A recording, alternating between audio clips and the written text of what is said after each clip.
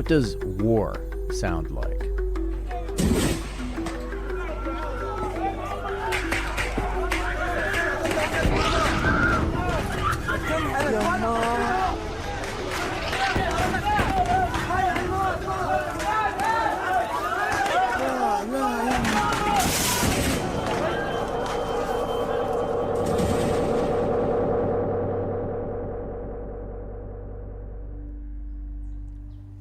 What about peace? What does it sound like?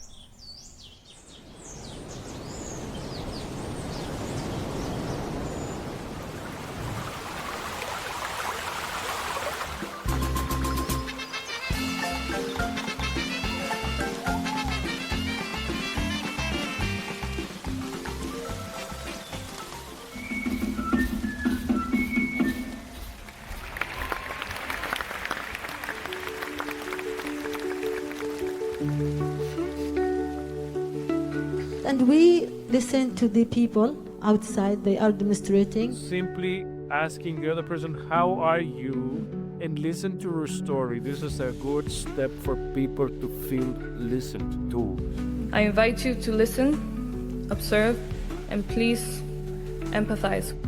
If you shout, it's because you don't feel listened. So you need to shout to the other person. So when somebody's starting to get angry, the best tool that you can do is like to start whispering. The moment you start whispering, hearts connect. This is Dismantling the Divide, a podcast exploring the global peace movement through the eyes of Nobel Peace Laureates, researchers, academics, and young people.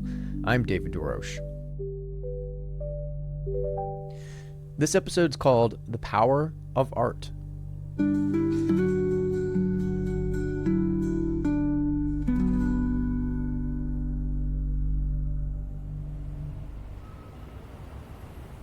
It was a cool January evening when I carried my 50-pound amplifier up a rickety set of metal steps to the roof of the Horse and Cart Cafe. My heart was pounding. Would anyone show up for our rooftop protest? I didn't know. It was 2003, and it was the evening of the State of the Union. Mr. Speaker, the President of the United States. Year after year, Saddam Hussein has gone to elaborate lengths, spent enormous sums, taken great risks to build and keep weapons of mass destruction. Whenever action is necessary, I will defend the freedom and security of the American people. Half of President George W. Bush's address talked about the war on terror, a full 30 minutes. The United States was on the verge of invading Iraq, and I, like millions of Americans, was against it. I had spent the entire day passing out flyers. It was going to be a people's State of the Union. Keep your ears open, the flyer said. We were planning on getting arrested. Well, at least I was. I gave my roommates all my savings, all $250, to bail me out of jail just in case we succeeded. We certainly didn't have a permit to play a rock concert in the middle of King Street, the busiest neighborhood of Charleston, South Carolina. But that's the point of a protest, right? To disrupt something. Anyway, as the president delivered his warmongering propaganda, we were delivering a cover of Rage Against the Machine's Killing in the Name. If you don't know the song, it's all about defiance against tyranny, and it's got an incredible chorus section where he repeats over and over, "Fuck you, I won't do what you tell me." We could see about 100 faces looking at us from the street below. Not bad, I thought. Our four-piece band tore through the song, and my adrenaline was out of control. I'm pretty sure we played that song at like 200 beats per minute. When the cops didn't show up, we kept the music going. And when we ran out of songs, we invited a poet to spit some bars while we improvised. A few guys were throwing tomatoes at us from the street, but that's the worst thing that's happening? Where's the 5-0? This is civil disobedience. The whole point is to get locked up. But the cops never showed, though we did end up on the front page of the college newspaper. And while we didn't get arrested, which in hindsight I'm grateful for, it sparked something. People were talking about the war, about free speech, and also about the fact that the Horse and Cart, this is the bar whose roof served as our stage for the evening, the Horse and Cart was closing down to make room for a new tenant, Quiznos. We love these subs! What you are witnessing right now is a commercial for Quiznos subs, a part of these. Our favorite local dive bar was going to be this? A place with commercials this terrible? It was too much. But the horse and cart eventually found a new location and a new name, the Upper Deck Tavern, and the war eventually ended, but not without tremendous loss of human life. I'm telling the story not because our silly rooftop protest actually made any kind of difference. I mean, if anything, it's a fun story to talk about being young and idealistic and a bit crazy, but I'm telling it now on this podcast because there is power in art, even silly art. I mean, just look at artists like Basquiat or Andy Warhol, or the sale last year of a banana duct taped to a wall for over $6 million. Don't miss this opportunity. It's going to go, and it's going to go fast. At $5 million for the banana, here it is. It's on Sotheby's.com, the world's most expensive banana, at $5,200,000. At $5,200,000. Jen, the Catalan, is yours. Congratulations. Thank you very much indeed. It's ridiculous, of course, but if money is power, and that stupid banana sold for a lot of money, then doesn't that mean that stupid banana had a lot of power? Today we're talking about art and its power to create peace. We're not going to be talking about bananas or money.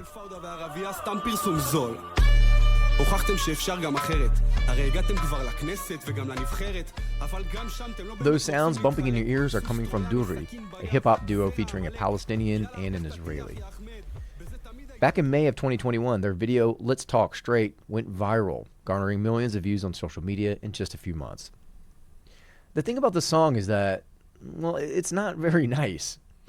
In the video, the two men shout insults and prejudices at each other, and it gets heated. You can feel the tension between them, even if you don't speak their language. איך נדבר על איחוד? על כל רופא ורוקח יש ערבי שהיה מעדיף לחיות לחוד. אז מה, לחכות שאיזה מחמוד ייקח סכין ויצעק יטבח אל יהוד? Uriah Rosen then kicks off the rap battle, laying into Palestine with a barrage of insults in Arabic. Don't cry racism, stop the whining, you live in clans, fire rifles at weddings, abuse your animals, steal cars, beat your own women, the lyrics say. Sameh Zakut then takes the mic and spares nothing as he describes what it's like living under military occupation as second-class citizens. בוא נדבר דורי, אתם היהודים שכחתם מה זה להיות מיעוט. התחלתם כור היתוך, אבל עכשיו נשאר הכור אטומי, אפרטהייד וגזענות. It's really uncomfortable to watch, and that's the point. Truth can hurt, but it only hurts if you actually listen. But it's almost impossible to listen to someone if you feel that they've wronged you. So how do we listen to people who have hurt us? Or how can we get people we've wronged to listen to us? NPR's Julia Furlan interviewed psychologist Tanya Israel about this for the podcast Life Kit. Tanya says that listening is especially difficult when you're in conflict or if it's a difficult conversation. Sure, you might be trying to make a very reasoned point about the minimum wage, but your heart is racing and your pupils are dilating because your fight or flight response is on. Our bodies were built a very long time ago, like back when the threats we were experiencing were things like saber-toothed tigers. And so our bodies respond to all threat as if it's a saber-toothed tiger, even if that threat is actually somebody disagreeing with us in an elevated tone. And so we are still kicking into fight, flight, or freeze response. And when that happens, our heart's beating faster, we feel flushed, our muscles get tense, and it's very hard to stay present and listen to somebody in that case. So this is where breathing comes in as a tool to help your body let go of the saber-toothed tiger and stay present with your family members' Facebook conspiracy theories or whatever. Taking a deep breath, relaxing that nervous system, that can help. But art, especially in the form of music, can also help. Think about We Are the World, which raised over $60 million for famine relief in Africa in the 80s. Or the concert for Bangladesh headed by George Harrison. Or Sun City, which took aim at apartheid in South Africa. Or consider the creation of Min On in Japan over 50 years ago. In the 1980s, the organization traveled to 11 countries along the Silk Road, learning about the various folk music and dances. And then they created a concert that included all these different styles, and they traveled around the Silk Road performing it. They also got China and Russia to perform together on stage in 1985, at a time when the countries were on different sides of the Cold War. This event allowed us to deeply understand that musical exchanges can connect people's hearts. and are key to opening heavy doors that have been closed by division and differences. That clip is from the Me-Known Concert Association. We are convinced that cultural exchange of music and dance, done with respect towards each other, can overcome differences and become a driving force for peace, connecting individuals' hearts. We hope to continue to promote cultural exchanges that bridge hearts and encourage mutual respect for humanity as a whole. The Durri collaboration also has this spirit. They were inspired by the Joyner Lucas song, I'm Not Racist, a scathing rap battle between a bearded white guy in a MAGA hat and a black man with jumbo twists and a Wildcats jersey. The men tear into each other with all the racial stereotypes. But the underlying message is simple. They don't understand each other, but they want to. They want to hear the other person's story, and they're at least in the same room. They've taken the first step by being in the same room. I tried for a while to interview the guys in Durri, but they kept falling through, mostly because of the ongoing war in Gaza. But in 2023, they were interviewed on the YouTube channel Creative Community for Peace. Here's some of that interview. Of course, we want peace and coexistence. We want things before where you need to go through a process to reach this coexistence that we're looking for in the peace. The political situation that happened since the last, I think, 20 years in Israel and Palestine, of course, will affect how people react to a duo that it's Israeli, Palestinian, Jew and Arab. People are so busy with this kind of hating each other without knowing the other side, makes them busy about getting to know the other side. Both men say they learned a lot about each other's cultures and stories through this collaboration. Here's Uriah. I was able to become much more familiar and open myself to the Palestinian narrative. At the beginning, it was hard for me to acknowledge and to understand that this is a legitimate part of history. But after getting to know his family, getting to know his costumes, I became familiar with a niche, and I feel I'm stronger today because of this. When it comes to art, they're hopeful about its power to inspire positive change. I see art as a complicated and sophisticated tool to illustrate reality and to touch people's hearts. If you're able to convey reality in an artistic way, then you are able to evoke emotions in the audience and to make them care about stuff that they don't have time and energy to care about. It's not black or white. It's more complicated than people usually know. And you as an international artist, you have the power, like Uriah said, because you can reach out to millions. I put this spotlight that, hey, when you talk about Israel and Palestine, it's more complicated than you think. What's interesting to me is, and what I find political about this, is that it's pulling in an art form that is not from Israel or Palestine, right? Smart. This is hip-hop. That's Sean Duffy. He runs Quinnipiac University's Albert Schweitzer Institute. And in the context of the I am not a racist idea, so it's pulling in the race conflict and the pain and agony and discomfort and injustice that has come from our history in the United States of racism by just the format. The format, right? But what it does, what I do find optimistic about it is the idea of them speaking frankly through these lyrics at each other. It's inviting both perspectives in, and more importantly, it's inviting both participants in. Like, okay, we may have these insurmountably difficult alternative or oppositional stances here.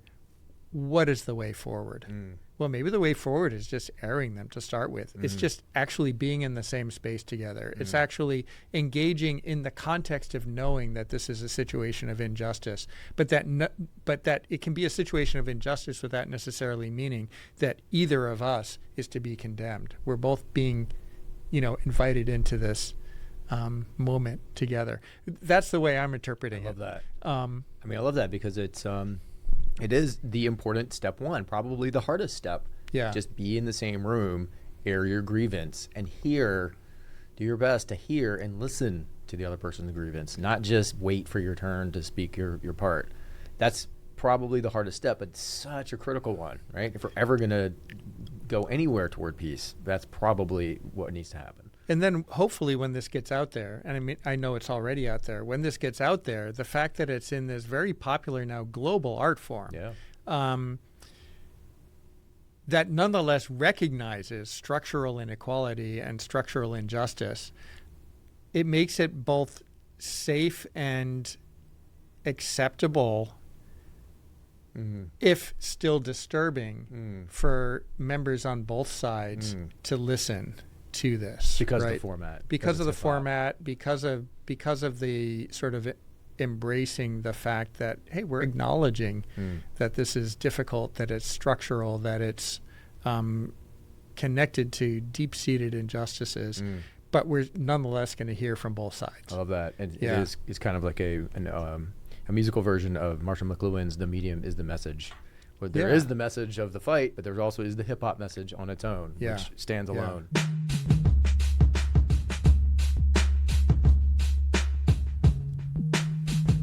And music, it's not the only creative act that can help build peace.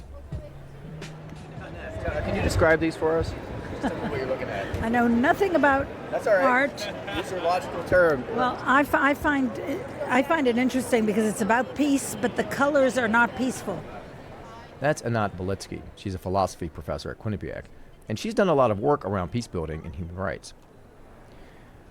We're at the World Summit of Nobel Peace Laureates in Mexico, and a guy has just come up to us, asking us to sign this artwork as a pledge to be a peace builder and to avoid violence. Here's Anat describing the artwork. So there's something going on here with internal conflict. I'm trying to look. There's no blue, almost no blue. And you look at that red and yellow, and you think, where's this going? And then on the other hand, you've got the white here. That would have to be where peace is going to come from the white rising above the fire somehow. It does kind of look like the white parts. It is kind of rising into and taking over, almost like it's like a positive virus, for lack of a better metaphor. Yeah, it's not frightening at all. That's what's interesting. The colors are not the typical, symbols of peace and love and understanding and all of that. Right. Maybe the red and the fire gives it some burning urgency. Oh, I like that. Yeah, I can see that. Which is certainly, I think, lighting the fire under us all is going to help us motivate to do stuff, right? To do the right thing. The art that you're talking about was made between 1988 and 1994 by the fiber artist Roland Posca. Bob Schlehuber runs a group called Peace Building Connections. He's the one who told us about Duri, the hip-hop duo we heard earlier. So he did fiber art with like 3-inch thick cotton installations, and then he made this series on stone prints. There's 15 different pieces in the series, so you're looking at 2 of them right now. So you draw the image you want on stone, which will take you about 2 weeks to etch that into stone, and then it'll take you basically each color on here was individually layered on that stone like a stamp, and he made 150 copies of each of the 15 pieces in the series. And so you have this big kind of press system that you pull down. He did 40,000 press pulls to make the entire series. And so now, just 35 years later, there only remains a handful of prints left from that original series on stone. And I've been gifted a handful of them by the family of the artist who passed away about 7 years ago, and to travel with. So they roll up into tubes. I get to the city I'm in, and then I unroll it, get a little board to set it on, and then I collect signatures wherever I am. Bob's been traveling around the world for 12 years. He's been to 90 cities in 15 different countries collecting signatures from people, trying to encourage us all to commit to peace. Yeah, I always think of Dick Gregory said if you wash your clothes in water, you end up with just soggy clothes, and you need a detergent, you need a catalyst. And so I hope with art projects like this and the other events that I organize serve as catalysts to inspire, to mobilize, and to engage people around the concepts of peace.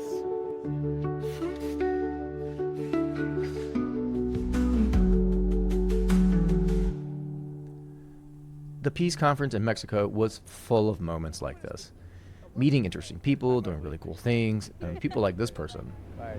Hi, how are you? I'm David. Nice to meet you, David. I'm Adelina. Adelina? What's your last name? Garrity. So I'm originally from England, but I've lived 14 different places since then, and I ended up in San Antonio to go to the medical school that's associated with for University of the Incarnate Word School of Osteopathic Medicine, which is a mouthful.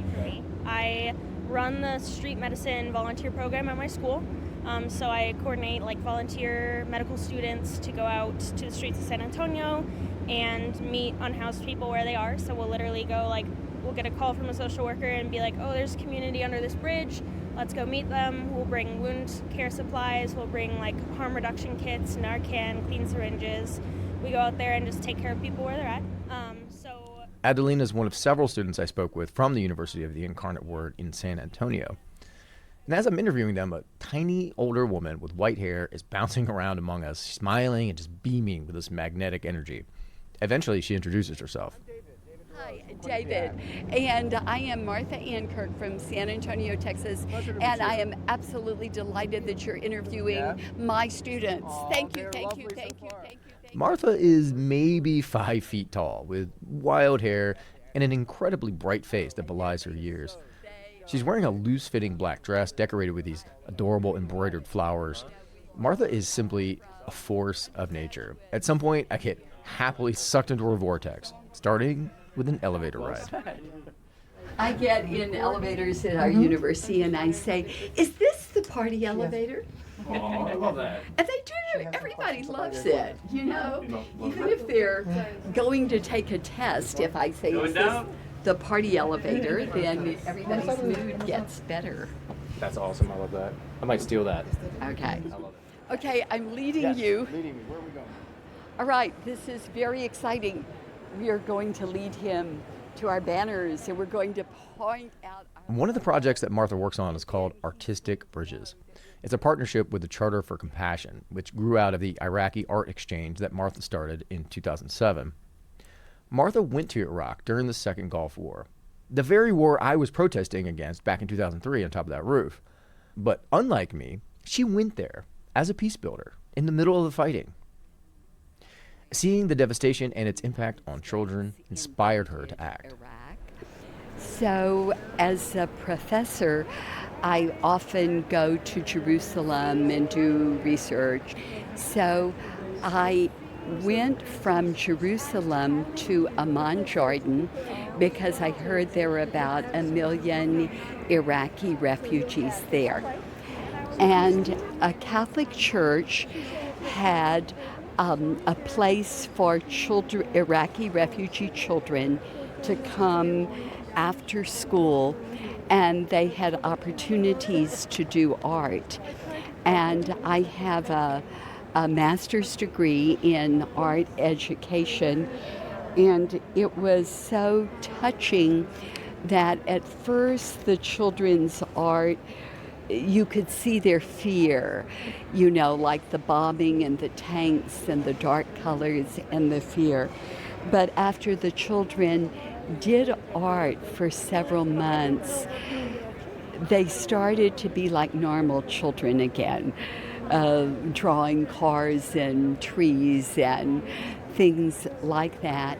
And obviously, art invites us to go within, and we get in touch with our feelings, and then we can start to heal, or we can start to have a sense of control over things. We can make things, we can do things. So starting in 2007, I did 5 trips back and forth. I brought art from these children to our city, and then I would get children in our city to do art, and I would take it to the Iraqi children. And it was a very profound experience, because on television, you would see Iraqis are the enemies and they are killing the U.S. soldiers. Or when I was going around Iraq, a lot of those families had known suffering, but there was such open-heartedness. The children could feel with children on the other side of the world. And isn't that what we want? We want for children to develop empathy, to start to get a sense of being one human family.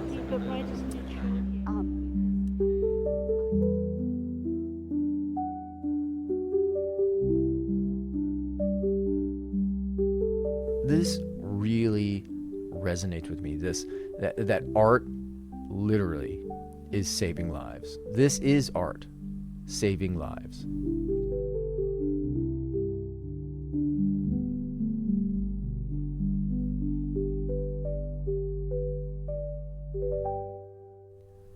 This isn't some woo-woo thing either. When done correctly, art therapy can decrease anxiety, it can improve depressive symptoms, it can boost self-esteem, and can even help kids recover from post-traumatic stress disorder. Artistic Bridges is also working in Ukraine, in Uganda, and in Gaza.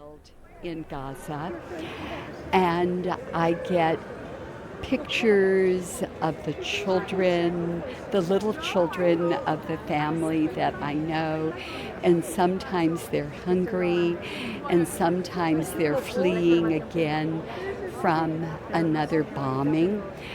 And I would love to say, oh, I'm an art teacher. I get children to make pretty pictures.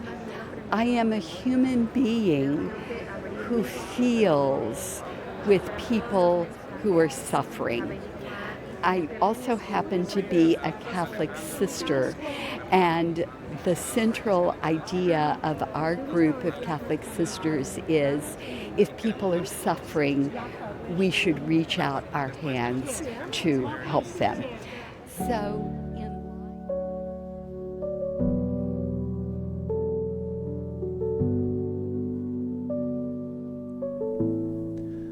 as Martha's talking, Frida, whose last name remains a mystery to me, Frida tells Martha that they need to work together.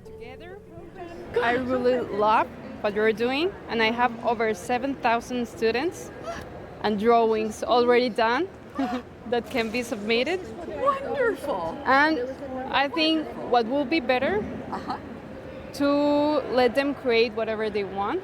Yes, don't limit them. Their imagination. Yeah. And they can just say, this is my picture. You know, my name is Juan.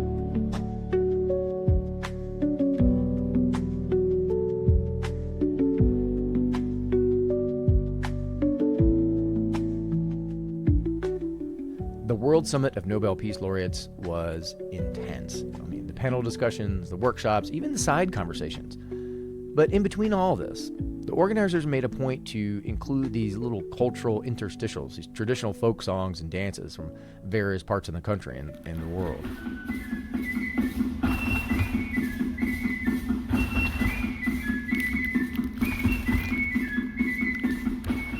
Now, I don't want to disparage the organizers, but there were tons of technical problems with translations and interpreters. Either things didn't work, or translators weren't available, or AI was doing the translating. We all know how that can go. And this was happening as some pretty big names were speaking. It was pretty messy sometimes. So I think a lot of the conversations were lost in the audience. I only mention this because the only times when there was clear communication was during these little interstitials, these little cultural moments with music and dance. Like, one of the dances involved 5 people dressed up like older men. They were wearing white pants, they had on these really colorful ponchos, and these kind of strange masks and hats that had colored tassels dangling from them. And at first they moved around the stage slowly, looking kind of old and feeble, using their canes to support them.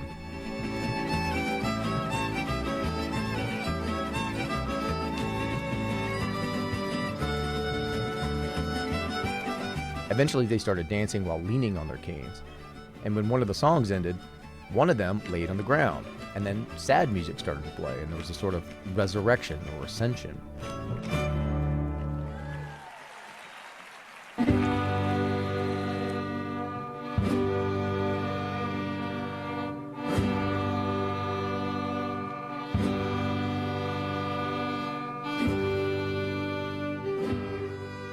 The point is, there was a story here. It was visual, it was oral. Sure, there might have been some difference between interpretations among audience members, but that's how art is, right? We each see what we're looking for. But at least with these dances, there was an opportunity for any sort of interpretation. When the Nobel laureates and other panelists spoke, if you didn't speak their language, there was a good chance you wouldn't understand anything, again, because of these technical problems. And we can insert all sorts of cliches here, like music is the universal language, or music brings people together, etc. But maybe these sayings are cliche for a reason. Maybe some cliches are worth holding on to.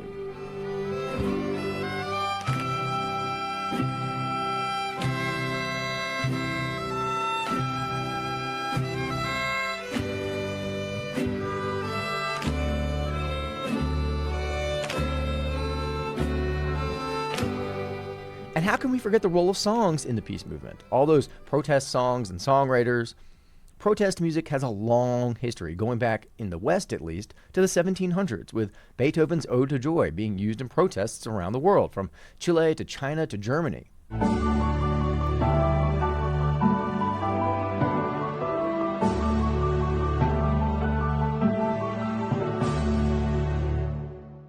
Or what about Billie Holiday's Strange Fruit in the 1930s, which painted a bleak picture of lynching in the American South?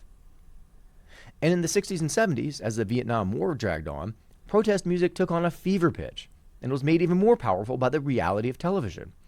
Songs like We Shall Overcome, Blowing in the Wind, and What's Going On, these songs became soundtracks of the peace movement.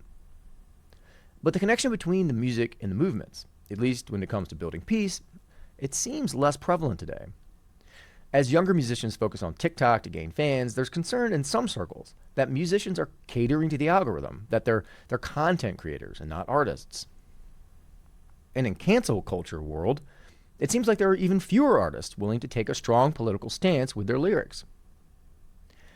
Anecdotally, it also seems that Gen Z is more likely to listen to music for the beat than for the lyrics. Or consider recent research that has analyzed lyrics over the last 50 years and found that song lyrics have actually become simpler and more repetitive. It's something I asked Quinnipiac Business School student Zach Borden about. Do you listen to music that has like a political message ever? It's not something like I go out of my way to listen to. So have you ever been like moved to take a political stance from a song, or? Not really. I think it's interesting that they can like put it into music, and some people wouldn't ever even recognize that's what it's meaning. Like Rage Against the Machine was the political band of my generation. They motivated me, and they're incredibly political. There are bands today that I think are singing about political things, but I don't think the listeners are actually listening to the lyrics. I think they're musical driven. They're driven by the beat, and they might hear the lyrics, but they don't internalize them. I think that's pretty accurate. Even just like on social media, like I saw like this thing about like Green Day in their American Idiot song. They changed their lyrics from like saying like redneck to like MAGA, and people were like, music shouldn't be political, and like, but like punk rock has always been political, and like now they're just noticing that even Green Day, they're leftists or whatever. And I just think it's like interesting that like they failed to even realize that all along it was political. Why do you think people don't want politics in music? What's the fear? Where do you think it comes from?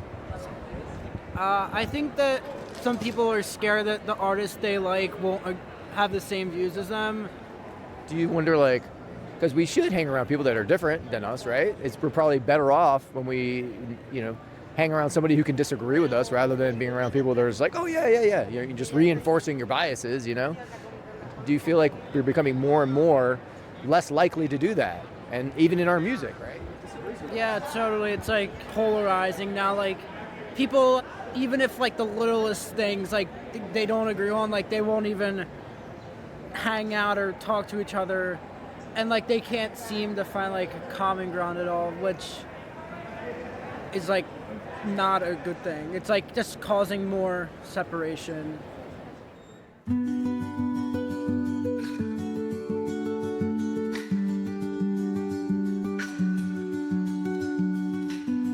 Now, music for me is intensely personal. I play a bunch of musical instruments. I wrote my wedding music. I've done music for different podcasts, including this one. And while my days of playing political rock songs on rooftops are probably over, I hope it's not over for you. Get out there, young musicians. Get on a rooftop and rock.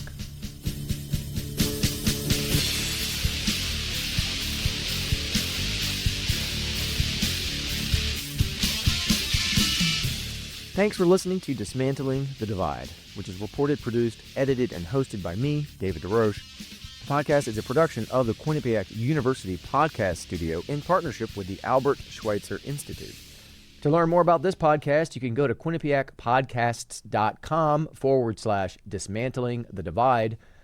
To learn more about the podcast studio at Quinnipiac, go to qu.edu/podcast. Up next, war.